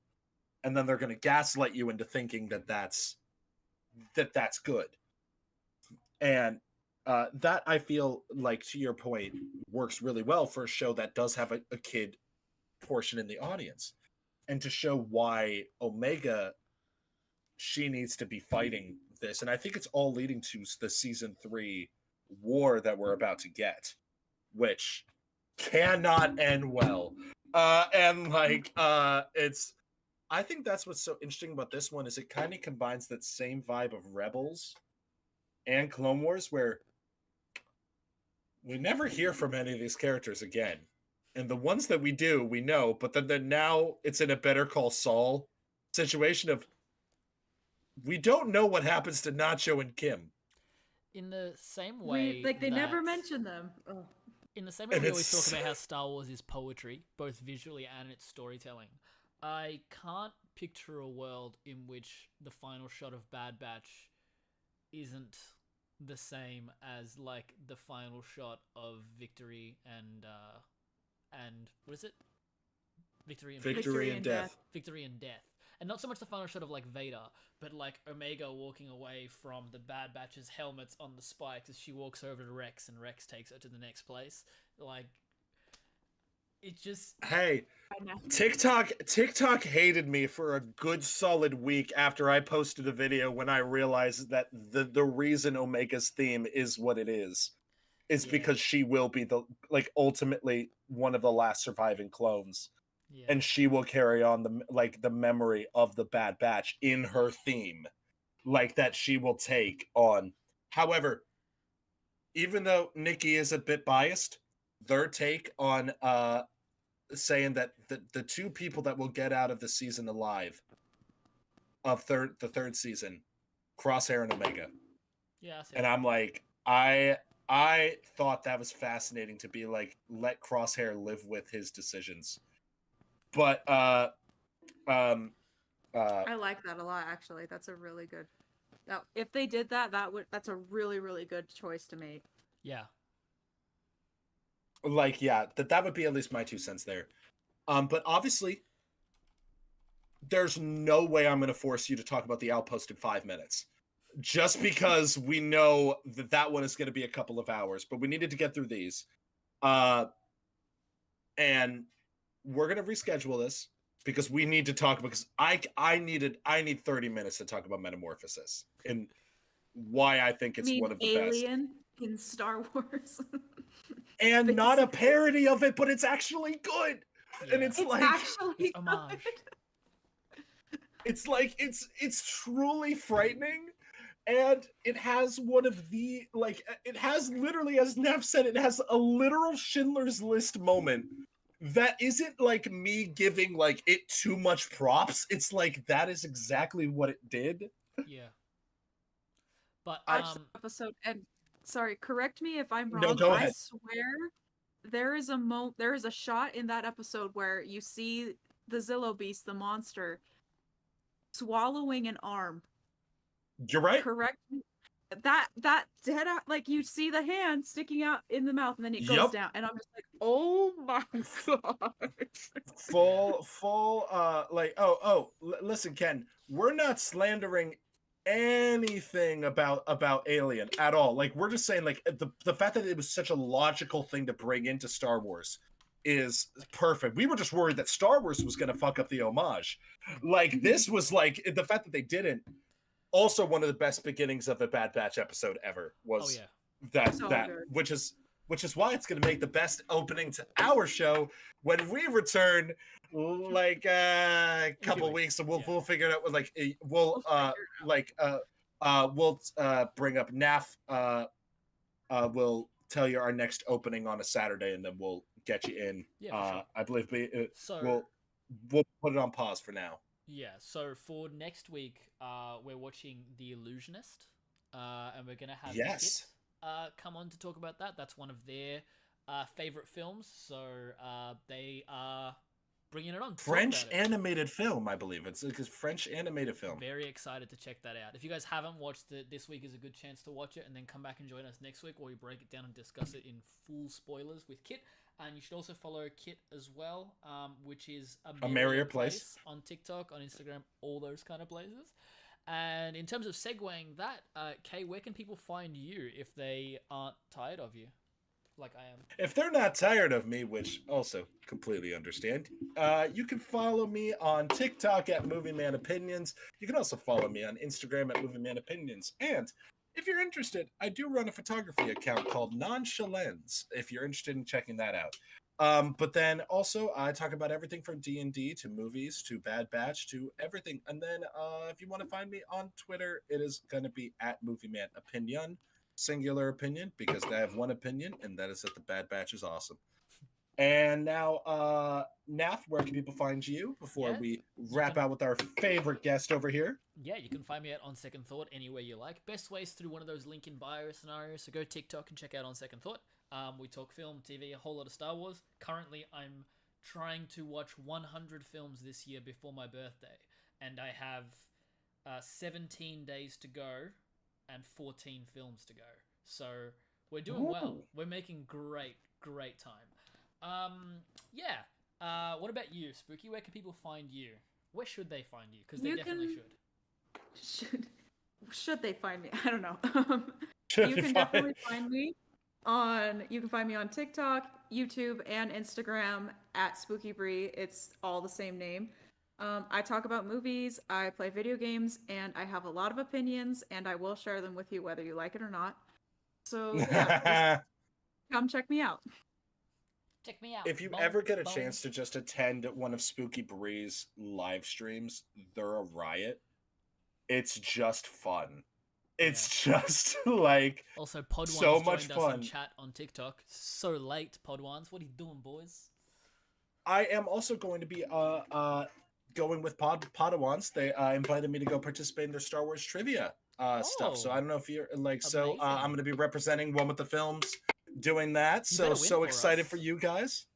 That's the plan. Like, man, if you don't, I said then to them, the only reason I'm going to do it is if you better have Bad Batch and IG Droid questions in there. Like, if you don't have those, I will feel that this is homophobic, and I do not support bigotry of that nature. Okay. And so like the thing is there, but just to shout out them, they're incredible. They're great. Obviously, great. It's always great, Spook. Like, I love getting a chance to chat with you about this. And while I feel so bad that the one thing you were so excited to talk about we didn't get a chance to talk about today, we will save the time for like just to do it right. Hell We'll yeah. tell you where, when, and we'll get you there. But guys, thank you so much for tuning in, whether it was on TikTok, on YouTube, or you're watching this after the fact. We hope that you enjoy the Bad Batch as much as us. We are so excited as we get closer to season 3, the inevitable final season. You know that at the very least we're going to be here. We love the show. If you love the show, please message us, DM us. We would love to visit your questions, your things there. We are so excited to have everything there, and it's so much fun to talk about this with people who love it. And obviously, Spook, this has been great. You're incredible as always. Everybody, give her a follow.